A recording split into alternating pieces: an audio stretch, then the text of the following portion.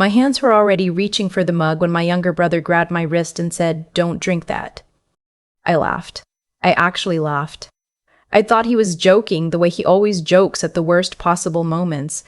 But his face was completely still, and his eyes were the eyes of someone who'd been carrying something heavy for a very long time and had finally decided to put it down. "Before you touch anything," he said quietly, "you need to sit down and watch something." What I watched on his phone screen in the next 3 minutes changed everything I thought I knew about the person I trusted most in the world. But I need to go back to the beginning because none of this makes sense without it. My name is Wendy. I am 31 years old, and until 8 months ago, I would have told you I was one of the lucky ones. I had a good job as a physical therapist at a rehabilitation center in Columbus, Ohio. I had a small house with a porch I loved, a rescue dog named Biscuit, and a husband, Grayson, who made every ordinary Tuesday feel like something worth remembering. He was the kind of man who remembered how you took your coffee, who texted you a photo of something funny he saw on his lunch break, who could make you feel completely known just by the way he looked at you across a dinner table. We had been married for 4 years. We were talking about starting a family. We were, I genuinely believed, the kind of couple that made it. And then, 11 months ago, Grayson was in a construction accident at a job site in Dublin, about 20 minutes outside Columbus. A scaffolding collapse. He survived, and I am still grateful every single day for that, but he came home with a traumatic brain injury that left him with severe short-term memory impairment, chronic headaches, and what the neurologist called significant cognitive fatigue. He could hold a conversation. He could remember me, remember our life together, remember how to laugh at his own terrible puns. But the injury had dimmed something, the way a power outage dims a whole neighborhood. He was still there. He just needed more help than before. I still remember sitting in the neurology office on a Thursday afternoon in October holding Grayson's hand while the doctor explained what our life was going to look like. Grayson was nodding along like he understood everything perfectly. Later in the car, he asked me what the doctor had said. I did not cry until I got home and closed the bathroom door behind me. The first few months were brutal in the specific, unglamorous way that caregiving is brutal. Not dramatic, just relentless. Medication schedules, insurance claim forms, disability paperwork, appointments at the brain injury clinic 3 times a week. Grayson's employer did carry workers' compensation, and we had our own health insurance. But the gap between what we needed and what the policies covered was wide enough to keep me awake at 3 in the morning running numbers in my head. Friends visited at the beginning. Then they got busy, which I understand. People have their own lives, and a friend's ongoing health crisis is hard to hold space for indefinitely. My mother called from Phoenix every Sunday, but she had her own health issues and could not travel. Grayson's family was in Georgia and helped when they could, which meant a few long weekends here and there. And then there was my best friend, Celeste. Celeste and I had been close since our freshman year at Ohio State. We were the kind of friends who needed no reason to show up at each other's door. We just did. When I got engaged to Grayson, she was my maid of honor.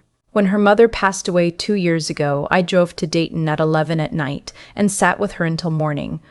We had more than a decade of history folded between us like pressed flowers, every page of it real. When Grayson came home from the hospital, Celeste was there in a way I can only describe as total. She rearranged her remote marketing job schedule to come over 3 or 4 afternoons a week. She learned how to help Grayson with his memory exercises. She stocked our freezer with meals and labeled containers. She went to the pharmacy when I could not leave him alone.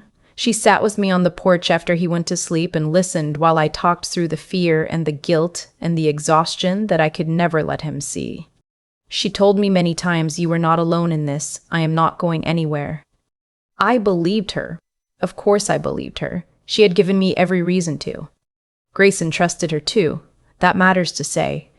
He has always been a good judge of people, even now. Even with the injury, that particular instinct seemed intact. He liked Celeste. He was comfortable around her, easy in the way he was easy with people he genuinely liked. Watching them together, laughing at some inside joke I had missed, my heart sometimes felt so full it ached. I thought tragedy brought us all closer. I thought this is what it looks like when people show up for each other. I was not wrong about Celeste showing up. I was very wrong about why. The first time I noticed something was a small thing. Grayson has a whiteboard on the wall next to his chair in the living room, part of his memory management system. dates and names and reminders written in his own handwriting so he can anchor himself when things get foggy. One afternoon, I came home from a grocery run to find him staring at it with an expression I had not seen before. Not confused exactly, more like troubled. When I asked what was wrong, he looked at me for a moment and said, "Nothing, I'm just tired." That was in February. In March, I noticed he had started being quieter on the evenings after Celeste visited. Not cold, not angry, just inward. Grayson is naturally warm and chatty. Quiet is noticeable on him. When I mentioned it, he said the therapy sessions wore him out, which was true, they did, so I let it go. In April, his medication refill was missing for 2 days. I was certain I had picked it up, certain I had put it in the cabinet where we always kept it. It turned up on the kitchen counter under a dish towel. I assumed I had absent-mindedly set it down there and forgotten. Caregiver brain, I told myself, you were doing too much. I did not connect any of these things to each other. I was too tired and too close to the picture to see what it was. It was my brother Theo who saw it first. Theo is 26, 5 years younger than me, and we have always been close in that sibling way where you can go 3 weeks without talking and then pick up mid-sentence like no time passed. He came to stay with us for a long weekend in late April, sleeping on the pull-out couch, because he wanted to check on Grayson and, I think, check on me. He is always worried about me more than he lets on. On his second evening there, Celeste came over. She made a point of welcoming him warmly, asking about his job, his girlfriend, his apartment in Cincinnati. She was her usual self. Funny, easy, the kind of person who fills a room without seeming to try. Theo was perfectly polite, but I noticed, the way you notice a temperature drop, that he was watching her. Not obviously, just watching. After she left that night, Theo and I stayed up talking in the kitchen over decaf coffee. Grayson had gone to bed early. I asked Theo what he thought of her, and he paused for just a fraction too long before saying, "She's great. You guys have been close a long time, huh?" I said yes, since college. He nodded slowly and looked down at his mug. I said, "What?" He shook his head. "Nothing. It's probably nothing." I let it go. I should not have. Theo went back to Cincinnati on Sunday. That Monday, I got a letter from our health insurance provider flagging a change of address request on our policy. I had not submitted any change of address. When I called to sort it out, the representative said the request had come through the online portal using our login credentials. I changed the password, filed a note with the account, and assumed it was some kind of glitch. The representative agreed it was probably a system issue. That evening, I mentioned it to Grayson, casually, the way you mention a mildly annoying errand, and watched something flicker across his face. He looked down at his hands. He said, "Can I tell you something?" And then he stopped. "Grayson." He looked up at me. "I need to be sure first," he said. "I don't want to upset you over something I might be getting wrong. You know my memory. I get things wrong." That was the hardest part of what came next, watching him doubt himself because of his own injury. Because that is what the injury had done to him. It had made him uncertain of his own perceptions. He had learned over months of frustrating experience that sometimes what he remembered was not exactly what had happened, and someone had been using that against him. He asked me to give him a few days. I gave him a week, which was agony, because I am not naturally patient, and because I knew something was wrong even if I could not name it. I went through all the ordinary motions, work, Grayson's appointments, dinners, evenings on the porch, while something sat at the back of my chest like a stone I could not cough up. And then, on a Saturday afternoon in early May, Celeste called to say she wanted to come over and make dinner for us. She had a new recipe, she said, something with pasta and Italian sausage. She knew it was Grayson's favorite. She sounded completely normal. She sounded like herself. I said yes. Of course I said yes. She arrived at 5 o'clock with bags from Kroger and a bottle of sparkling water. We sat at the kitchen counter while she cooked, the three of us talking and laughing the way we always did. Grayson was quiet, but present. Celeste filled the kitchen with the smell of garlic and the sound of a story about a disastrous Zoom call she'd had that week. It felt, in the specific way that domestic evenings feel when you are inside them, entirely safe and good. Around 6:30, she suddenly remembered something. A friend's birthday, she said. She had completely forgotten, and she started wrapping things up to leave. She ladled the pasta into bowls, set them on the table, hugged me. She hugged Grayson, which she had started doing in recent months, a brief thing, natural enough that I had never thought about it. She said, "Eat while it's hot," and she left. I was carrying the sparkling water glasses to the table when Grayson said my name. Not loudly, not dramatically, just Wendy. The way he said it stopped me. I turned around. He was sitting at the table, his hands flat on either side of his bowl, not eating.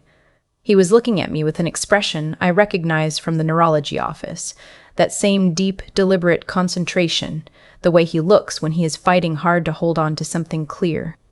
"Don't drink yours yet," he said. I set the glasses down. He reached into the pocket of his cardigan and took out his phone. His hands were steadier than I expected. He pulled up a video and turned the screen toward me. The footage was from inside our kitchen, filmed from the upper cabinet above the refrigerator, angled down toward the counter. The timestamp in the corner read earlier that evening, and in the video I watched while my stomach dropped to the floor, I watched Celeste, alone in our kitchen for 30 seconds while I had stepped down the hall, take a small amber prescription bottle from her purse, open it, and shake something into the sparkling water glass that had been set aside from the others. Just one glass. My glass. The room tilted. I held onto the back of my chair, and I could not say anything for a full 10 seconds. "Grayson," I whispered. "I know," he said. I looked at him. "When did you?" 3 weeks ago, he said. I installed the camera. He looked at the cabinet, then back at me. I rigged a mount on the inside edge. You can barely see it. My occupational therapist helped me practice fine motor tasks. I used those sessions. It took me 4 tries and a week to get the angle right. His jaw was tight. I needed to be sure. I needed to see it myself so I knew I wasn't misremembering. My eyes burned. Because I understood immediately what that had cost him.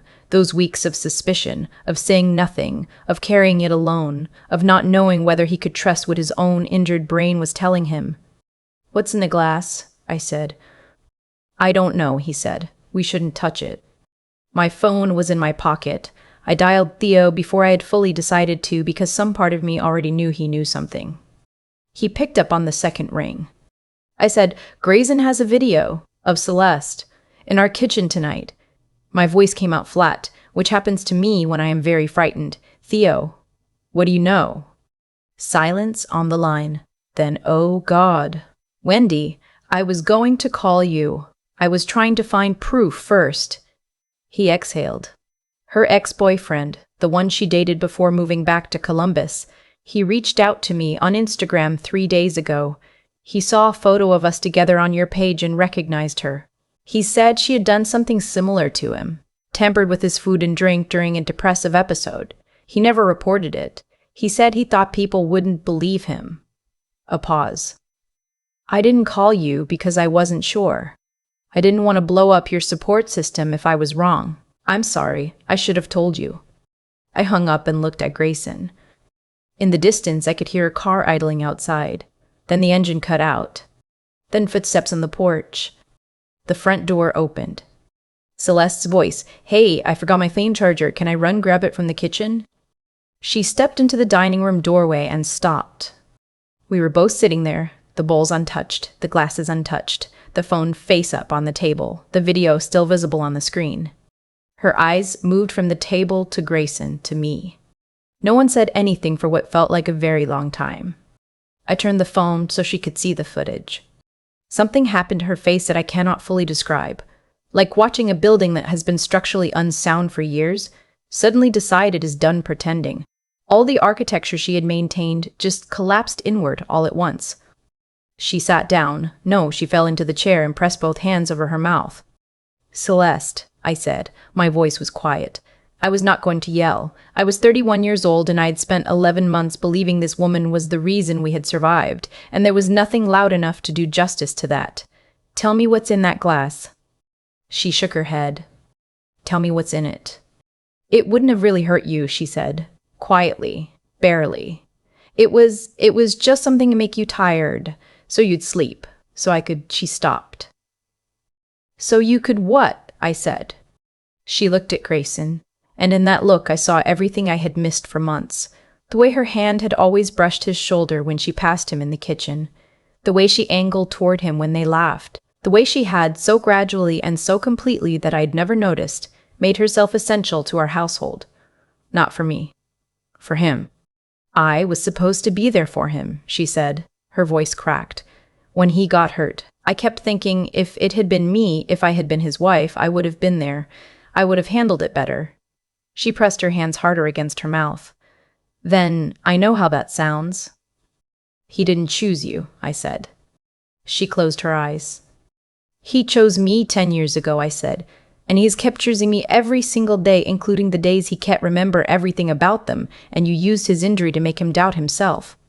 That was when she started crying in earnest, not gracefully, not quietly, but the kind of crying that is almost like choking, the kind that comes from a place so deep you cannot control it. And I will tell you something honest, a part of me understood that she was genuinely suffering, that what she felt was real, even if what she had done with it was unconscionable. Both of those things can be true at the same time. Understanding something does not mean forgiving it. Grayson was on his phone. He had been on it since she sat down. I did not know until later that he had started recording the conversation the moment she walked back in. He also, quietly, while I was talking, had texted Theo, "Call 911, give them our address." By the time Celeste had stopped crying and started asking me what I was going to do, red and blue light was flickering through the curtains. She did not run. I had not expected her to. She looked at the window and something went very still in her. Like she had already known, somewhere underneath everything, that this was always where it was going. The officers were professional and calm. I showed them the video. Grayson played them the audio recording. One of them bagged the glass carefully. They told us the contents would be sent for testing. It would take a few days to come back. They asked us questions. They asked Celeste questions. She answered everything honestly and quietly, in the way that people sometimes do when they are simply done. They took her in their car, not loudly, not dramatically. The door closed, the car pulled away, and our street went silent. The lab results came back 8 days later. The glass had contained a high dose of diphenhydramine, Benadryl, enough to put me deeply asleep for hours. Not fatal, the detective told us, but enough. Enough for what he did not speculate, and I did not ask. Because I had been asking myself that question since the night she walked back through my door, and I did not yet have an answer I was ready to hold. She was charged with poisoning with intent to harm. Her attorney called it a mental health crisis. The prosecutors called it a premeditated act.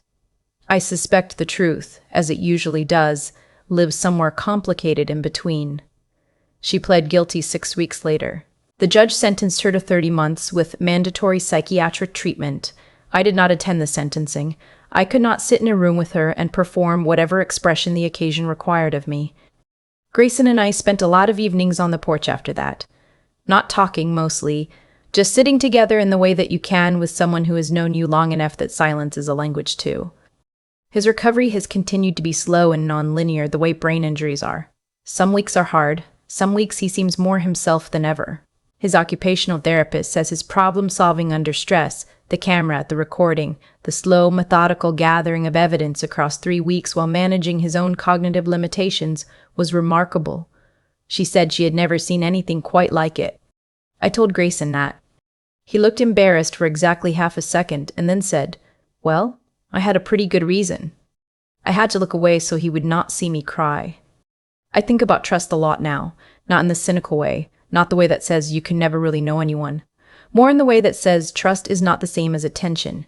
You can trust someone and still pay attention. You can trust someone and still pay attention. You can love someone and still notice when something shifts. I missed the shifts. I was too exhausted and too relieved to have help to notice when the help started having a shape. I notice shapes now. My brother calls more often.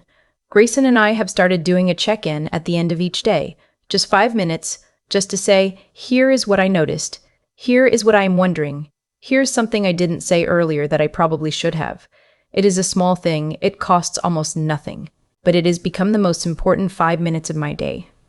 Biscuit still sleeps at the foot of our bed. The porch still gets the best of the evening light. Last Sunday, Grayson made breakfast, scrambled eggs, not burnt toast because his coordination has actually gotten better, and he put too much coffee in the pot and grinned at me when I pointed it out, and for a second, for just that 1 second, we were the people we used to be before any of this happened. Not the same, but maybe something better than the same. Two people who have seen the worst thing they could imagine happening, and who chose each other in the middle of it, and who are still here. The people who will hurt you most are rarely strangers. They already know which door you leave unlocked. I still think about the glass sitting on her table that night. Untouched, ordinary looking, completely harmless on the outside. That is the image I come back to when I try to make sense of everything that happened. What Celeste did was wrong in a way that is not complicated or debatable. She made a choice, and she made it repeatedly, over weeks, with enough planning and patience to make it deliberate. There are consequences to choices like that. Not because the universe is keeping score in any mystical sense, but simply because actions have weight, and weight lands somewhere. Hers landed in a courtroom, in a guilty plea, in 30 months that she will have to sit with. That is not justice in the satisfying, cinematic way people sometimes imagine it. It is just the ordinary arithmetic of cause and effect. You do something, and then the something happens. But I think about my own side of that arithmetic too. Because I was not a passive character in this story. I was exhausted, yes. I was overwhelmed, yes. But exhaustion is not the same as helplessness, and I think the honest thing, the thing I owe myself, is to look clearly at the moments when I could have paid more attention and chose not to. The medication that disappeared. Grayson going quiet after her visits. The insurance address change I wrote off as a system glitch. None of those were invisible. I just was not looking because looking felt like one more thing I did not have the energy for. That is the thing about doing the right thing. It is rarely dramatic. It usually looks like 5 extra minutes of attention on a Tuesday. It looks like following up on the small weird thing instead of letting it go. It looks like Theo sitting at my kitchen table, not saying everything he was thinking, but watching. It looks like Grayson, with a brain that sometimes fails him, deciding to be methodical and careful and patient over 3 weeks when he could have said nothing or said too much. He did not have certainty.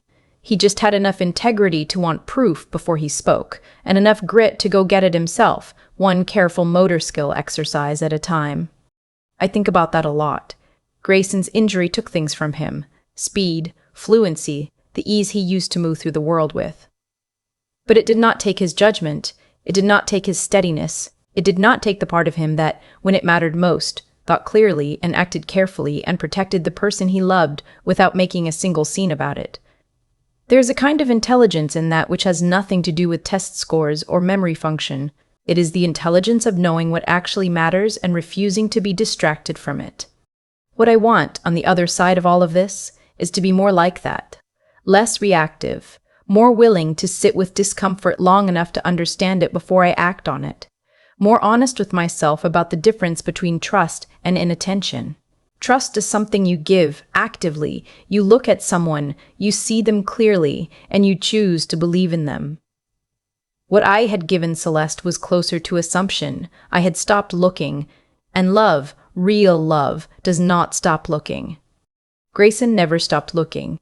Even when his brain made looking hard, he kept going. That is what I carry with me now more than anything. Not the betrayal, not the fear, but the image of my husband at the kitchen table with his phone in steady hands, handing me the truth he had worked for weeks to find. That is what it looks like to show up for someone. Not loudly, not perfectly, just faithfully and all the way to the end.